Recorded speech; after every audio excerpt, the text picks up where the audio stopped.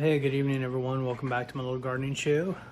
We are in the midst of processing the harvest. We're going to be making salsa out of the tomatoes, so I want to take you along and show you the process. So the first step is to wash the tomatoes, and as we're going through, we're picking out the best ones that we want to save seeds from. Like that's a really nice one. I've already got seeds going though from that. That's Dester. True Black Brandywine, and then we got some Jaworski peppers back there. I got my water going. It's nice and hot, starting to boil a little bit. I've already run some tomatoes through the water. I'll show you that process here real quick.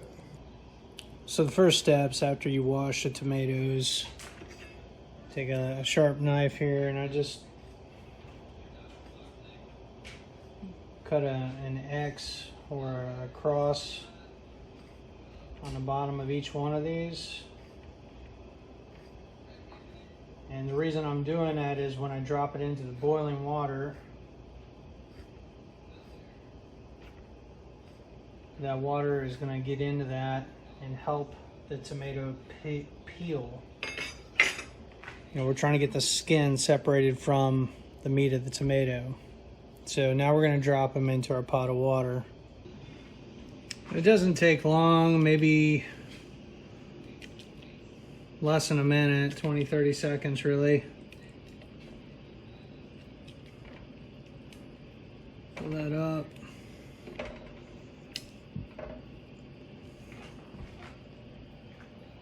Again, what we're trying to do is get the skin off the tomatoes, so this really helps with, you know, I can peel them basically by hand. Anything I can't get by hand, I'll use a knife to cut off, and then I'll show you the next step.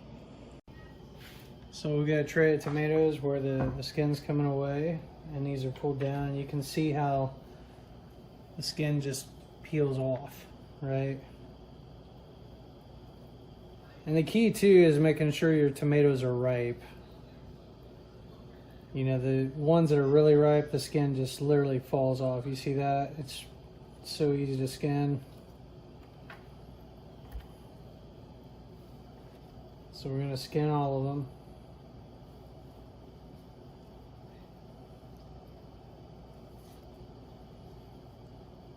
You know, like on this one, you know, the skin's not peeling as much off the top of or the crown of the tomato because it's not quite ripe like the bottom of it is. And some of the side there, right? So I'm gonna have to use a knife to get the rest of that.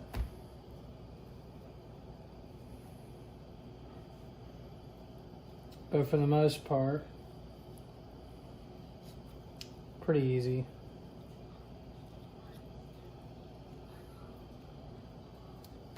So we're gonna go through and peel all those. So since we were making salsa, as I'm processing these tomatoes, I'm kind of squeezing out the seed sac, getting that out of there.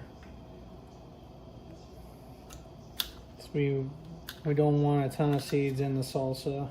I mean, we can have them there, but the seeds can potentially add a bitter element to the salsa, so I'm trying to remove that. The other thing, by squeezing out the little seed pouches,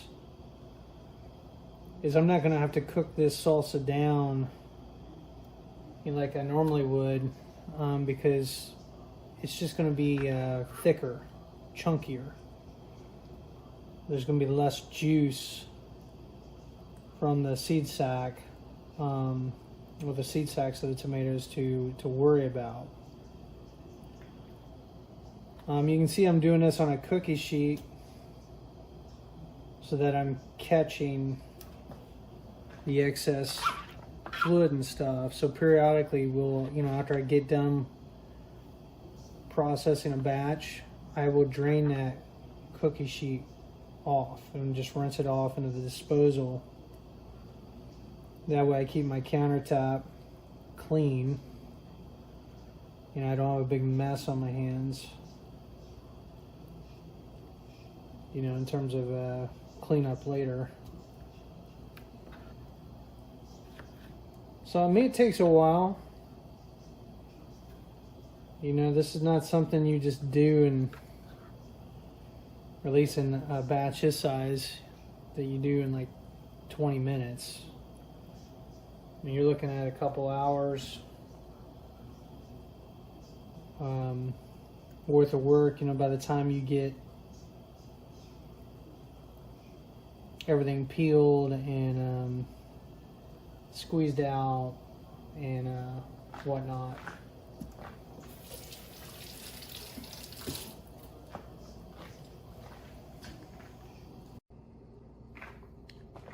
All right, phase 1 is complete.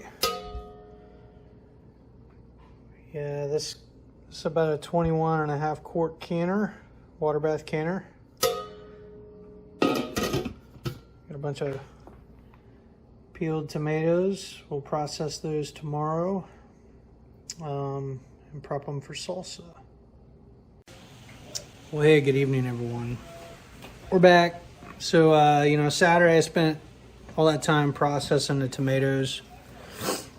Now we're in the midst of putting together the salsa, and I'm almost done. I got a few more little things I'm going to be adding to this, but let me show you what I got. What I got here is 21.5 quarts of goodness. No, the bowl. Yeah, the bowl that's over there. All kinds of good stuff in here. I'm not canning it tonight. We're going to put this in the fridge downstairs, let everything just kind of mix together, steep, if you will. And then we'll try to get it canned up tomorrow. But I imagine I'm going to get probably close to 40 pints out of this. Maybe a little bit more. What's the verdict? I don't like it. You don't like it? Even just a drop of it made it. Why did you add that many jalapenos? I don't know. It's good. I guess I'll always have my critics. But I think it's good. Actually, once we can it, my experience has been that the heat, you know, it's hot now because it's fresh. The dog needs to go out, honey. Can you let her out? It's hot now, but it will mellow once it's canned. So anyway, super excited. Probably won't need to make any more salsa this season. I still got some other tomatoes to process. We had about 4 gallons of fresh cherry tomatoes. We roasted those down. This is a big stock pot here. It's a little over halfway full. We're gonna run those through the tomato press and make some more sauce. Probably get, I don't know, a couple quarts out of that. So anyway, usually when I make salsa, it's a weekend long process, at least 2 days worth, 3 if you count canning. So, but it's worth it. It's gonna be nice being able to snack on this during the winter, and then also have some stuff we can share with friends. So I guess that's it for now. Until next time, happy gardening. Bye. Well, hey, good evening. Welcome back to my little gardening show. We are back in the kitchen. This time we were processing our cherry tomatoes and our Italian paste tomatoes. Let me show you these Italian paste tomatoes. So we've already started cutting them up, and basically I'm just cutting them in half. We season them with garlic powder, some salt and pepper, olive oil. But just a really nice meaty tomato there, you know, Italian paste or sauce tomatoes. And I'd say of all the sauce tomatoes, you know, San Marzano, Romas, and the Italian paste are probably my favorite. They grow a nice meaty tomato. So I'm in the process of saving seeds from these. And the process is pretty straightforward. So the process is pretty easy.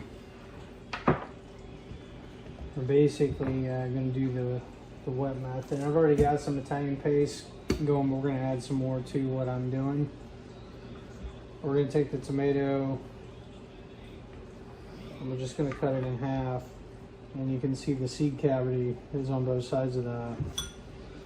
So I'm just going to take my finger and rake it right down the side on both ends of it and kind of rake out that seed cavity. And then we get around the back too, because there's seeds along the back side, around the whole core of this thing.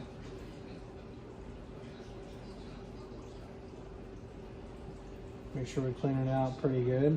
That's good. So we're gonna add that to the tray over here. And then we got one more that we're gonna do. Just gonna run my finger down the side. Run my finger down the side. And we're gonna squeeze the back out in case there's any along the back side.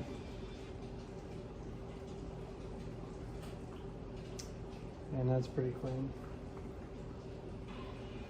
As you can see, it's pretty meaty. Thick wall, nice meaty stem there, not a lot of seeds, and the head is really small, so you could literally process them whole. I pick them, they're gonna have a little tint of green around the top, but you know, as soon as they're soft around the middle and bottom, they're good to go.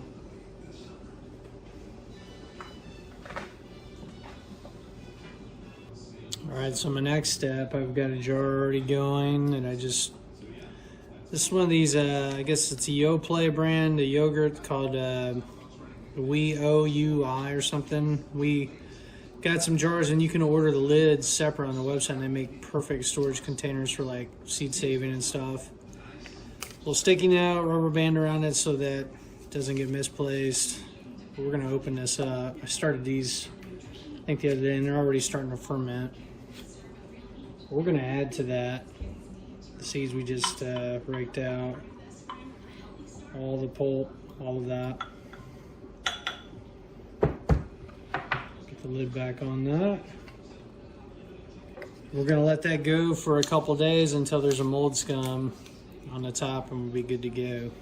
And then we'll strain out the mold scum and all the debris, and then we'll fill it with water, let the seeds, anything that's dead and debris will rise to the top. We'll just drain it off until we've got seeds at the bottom. Then we'll strain it, wash them a little bit, put them on a paper towel, and then about a week later we'll package them up to store.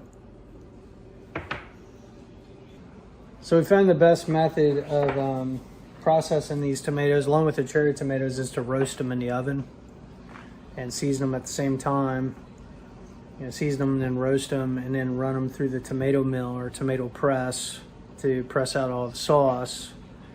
We tend to get more sauce that way because it loosens up the pulp from the skin, and it's also pretty well seasoned then as just a base sauce that you can use how it is, or you can add herbs to it and make it into whatever you want. Whether you want to do turn it into a chili base or spaghetti sauce or whatever, but it makes a really nice sauce. So we've already got our 4 gallons of cherry tomatoes processed. They've already been roasted. They've been in the refrigerator for a day or so. We're going to turn the heat up on this, bring this to temperature. Not real hot. We're going to let it come up slow. But the oven's ready to go. So we're going to go ahead and pop some pans in. And about 20 minutes later, once they're roasted, we will set them aside. And then once everything's warmed up, we'll run it through the mill. So while we're waiting for the cherry tomatoes to warm up and roasting these tomatoes at, I guess it's 400 degrees, I'm gonna go ahead and set up my tomato press. Now this is a step up from the typical tomato press that you would find at like a big box store or whatever, because it's got a metal funnel. Like there's more metal parts on this thing, not plastic. Pretty easy to assemble.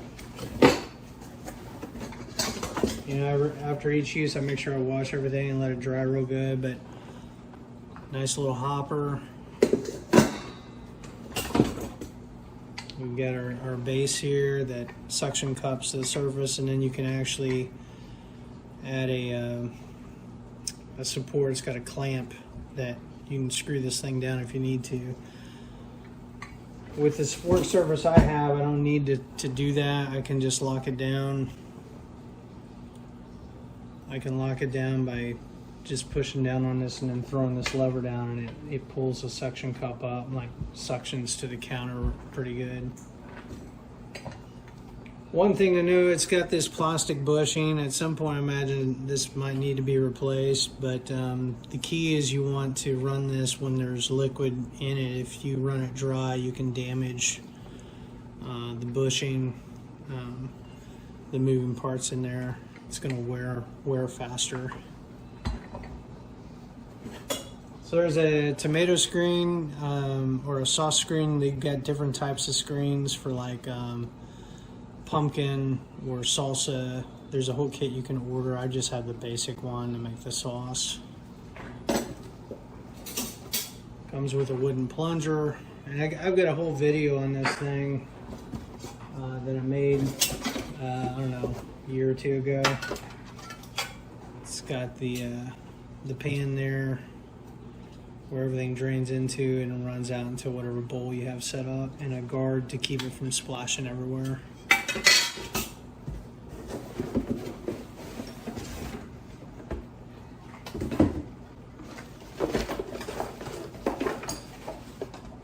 There's a couple other parts. You know, sometimes I'll put this together, I'll forget to put the gasket in this. Gonna back that out.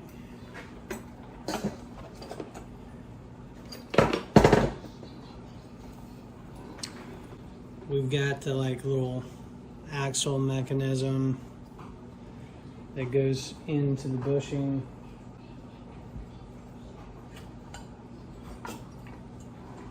Like so, and out the other end. We've got our spring that maintains pressure on the auger. The auger's got a opening there that matches that pin there. So basically, just line that up,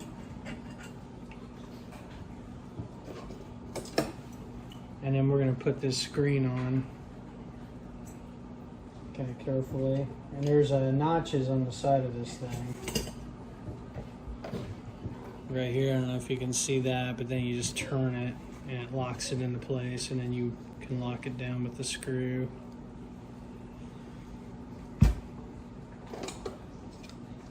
Next, there's a little plastic funnel to extend out, you know, as it's separating the skin and the seeds. That helps guide it out into whatever other bowl you have to capture all that.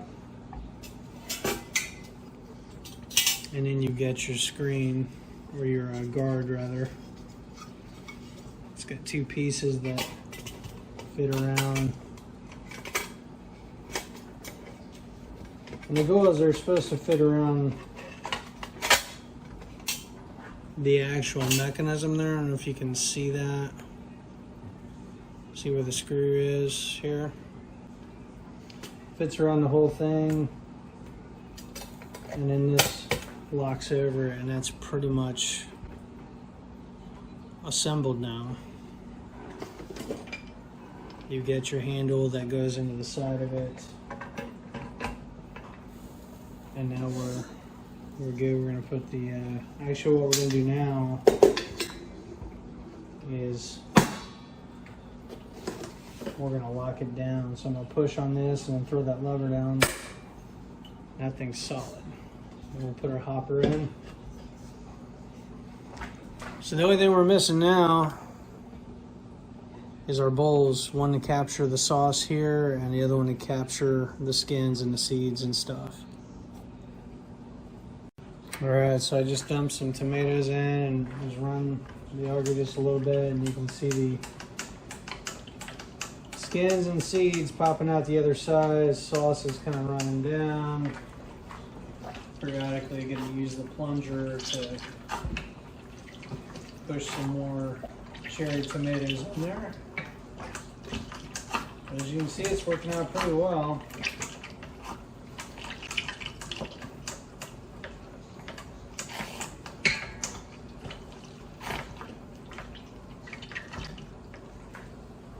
What's nice about this is if you want to empty this bowl, you can turn this funnel up so it doesn't drip anymore, and then switch your pan real quick. So I got some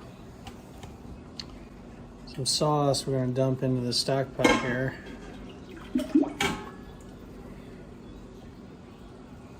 And we'll keep going until we got it all run through.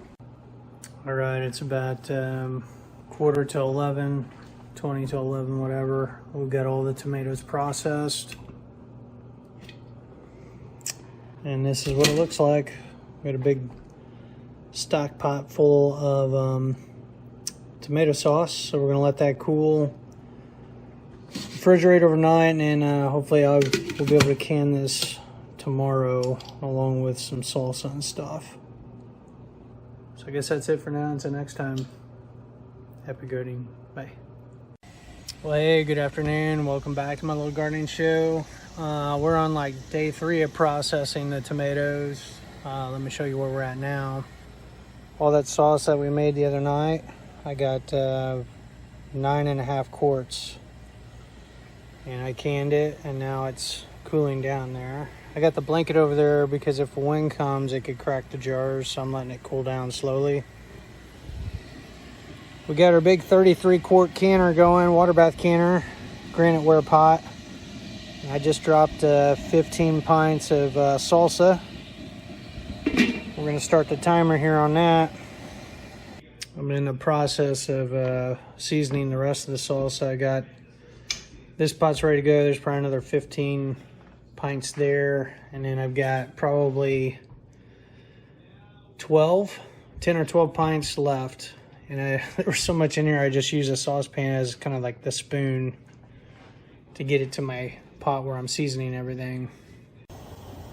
So we're kind of chilling right now. I've got 15 of my pints done, plus the 9.5 quarts of sauce, and I've got another 15 pints in the big water bath canner there, and then I probably got another 10 more that I'm going to be doing after this, and then we'll be done. It's like this every year. Usually we get slammed with produce and just don't have enough time to get it all done. So either it's spending a weekend to catch up, or taking some personal time off of work to get it all processed. It's just kind of the nature of the beast, but so we'll see what it looks like. I'll show you the results here once everything's done. All right, so we're finally done with today's canning session. Let me show you what we ended up with. All told, we ended up with 41 pints of salsa and 9.5 quarts of sauce. And they're sealing up quite nicely. We just pulled out the last 11 pints there. Got them outside. Turned off the burner. This thing was a huge help. We could do, again, about 15 pints at one time easily. Could probably do actually about 17, but I did them in batches of 15. So now we can do some other things, right, bud? Yeah. Yeah. Yeah. There's a wasp bite. Really? Hope it doesn't sting me. Oh, it's a bee. It's looking for food. All right, we got a few other things to do. I've got some peppers in the fridge I may go ahead and process tonight. I've got a little time. Or we might just hang out and kick back, sip some iced tea, and enjoy the fruit of my labors. So I guess that's it for now. Until next time, happy gardening. Bye.